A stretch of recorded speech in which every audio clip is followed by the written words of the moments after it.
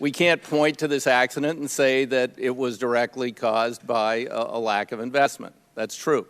We still don't know what happened. While we had a brand new locomotive, we still can't confirm whether or not there was a malfunction with that locomotive. And even though the NTSB made definitive statements, still cannot defend whether or not there was an operator error. Cannot identify whether or not there was an engineer that bypassed the system. And in the weeks since the derailment, many people have raised a seemingly simple question. Why didn't the tracks where the accident occurred have some kind of safety feature installed to trip the signals and force the engineer to slow the train? The northbound track did not have the same protection installed because the approach speed was 80 miles an hour, which was slow enough that a train could round the curve at that speed without derailing if the engineer failed to slow down. While we do not know whether fatigue played a part on Amtrak 188, fatigue should be a major concern to all of us.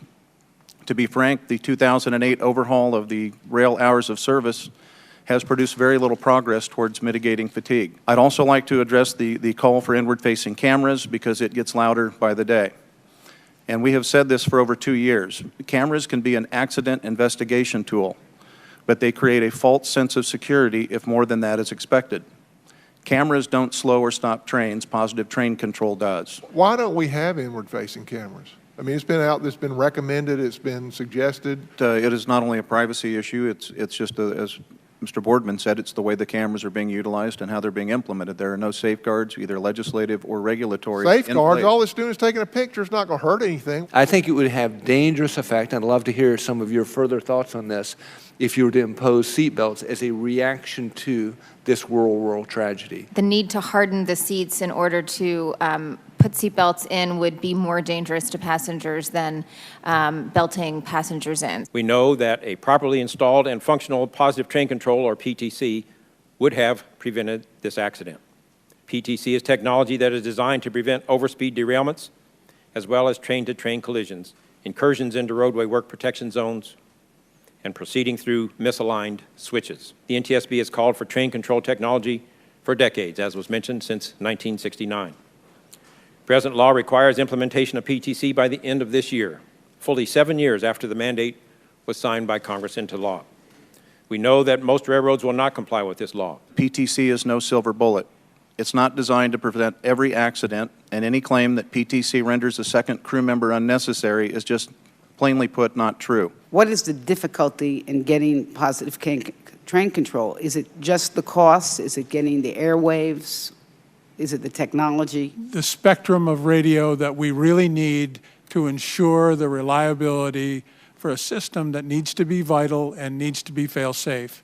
And that has been the holdup. We've moved it quickly now with the FCC. Do you believe that the FCC has been responsive enough? Or could they be more helpful? We think they've been very responsive in the last 3 weeks. We began to run into problems with this in around 2012 or thereabouts, that they began to point us to the private sector to buy the spectrum. Did you ever tell this committee or the Congress that you weren't, that you didn't have the funds to move fast enough on installation of positive train control?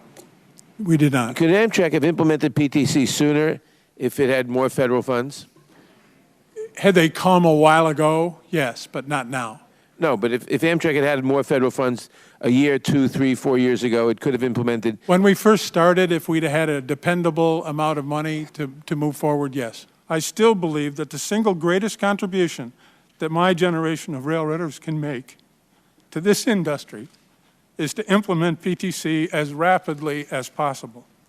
And I promise you that by the end of this year, this system, which will dramatically enhance safety, will be complete and operational on the NEC.